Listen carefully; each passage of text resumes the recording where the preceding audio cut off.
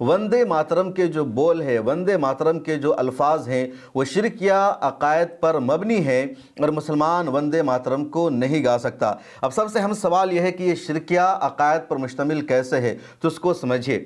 वंदे मातरम में भारत को देवी की शक्ल में पेश किया गया है। वंदे मातरम के जो बोल है उसमें भारत की सरजमीन को, देश को लक्ष्मी और सरस्वती के रूप में पेश किया गया और कहा गया कि हम वंदे मातरम, यानी जो वंदे मातरम पूरा पढ़ा जाता है तो उसका मतलब ये होता है कि भारत जो है मादरे वतन है और उसको सलाम पेश करना है, उसकी पूजा करना है, उसकी इबादत करनी है। और इस्लाम में इबादत और पूजा सिर्फ अल्लाह ताला की हो सकती है, देश की, वतन की नहीं हो सकती है।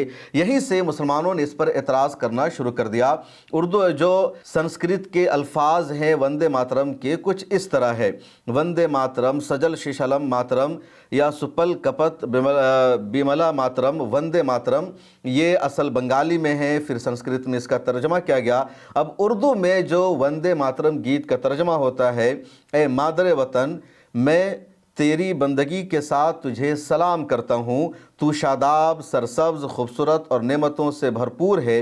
ए देवी, मैं तेरी पूजा करता हूँ। तो यहीं पर जो पूजा का लफ्ज़ है वंदे मातरम का, इसी पर मुसलमानों के एतराज़ है कि पूजा और इबादत सिर्फ अल्लाह की हो सकती है, वतन की नहीं हो सकती, देश की नहीं हो सकती है। चुनांचे जब आज़ादी के बाद कहा गया कि पूरा वंदे मातरम कौमी तराना बनाया जाएगा, मुसलमानों ने एतराज़ किया। फिर शुरू के जो 2 बोल थे उसको कौमी तराना में शामिल किया गया, बकिया को शामिल नहीं किया गया। नेशनल एंथम और नेशनल तराना का जो दर्जा है वो जनमन गन को दिया गया, जिस पर मुसलमानों को कभी एतराज़ नहीं रहा।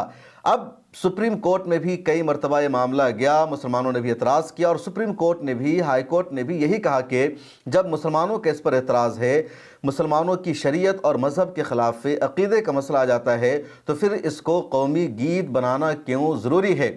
सुप्रीम कोर्ट ने कई मरतबा अपनी रूलिंग में यह भी कहा कि मुसलमानों के लिए इस गीत को लाजमी और ज़रूरी करार नहीं दिया जा सकता है। अब 2014 के बाद जब से बीजेपी की सरकार बनी है, मुख्तलिफ़ स्टेट में बीजेपी की सरकार बनी है, कई स्टेट में, कई इलाक़ों में वंदे मातरम को लाजमी करार दिया गया, स्कूल में ज़रूरी करार दिया गया, जगह जगह वंदे मातरम के नाम से गेट बनाया गया।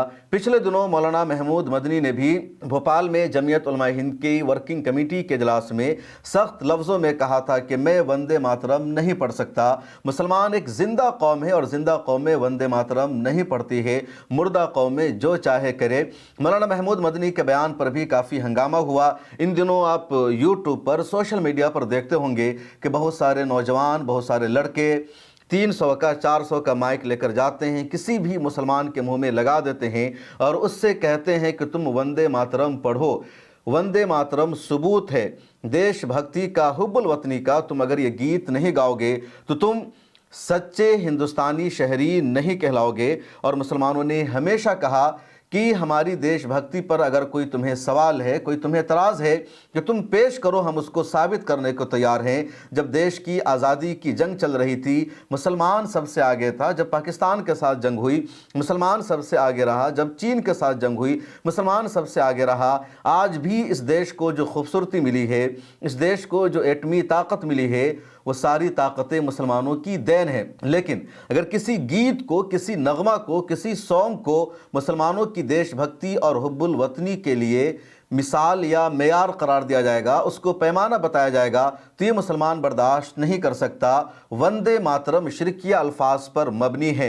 मुसलमान देश को मां नहीं मान सकता, मुसलमान देश को माबूद नहीं मान सकता, मुसलमान देश की पूजा नहीं कर सकता। मुसलमान सिर्फ अल्लाह की ही पूजा करता है, इसलिए मुसलमान वंदे मातरम नहीं गाएगा। यही मुसलमानों का नज़रिया है, उलमा इकराम के ही फतवा है और इसी के लिए लगातार मुसलमानों को टारगेट किया जाता है।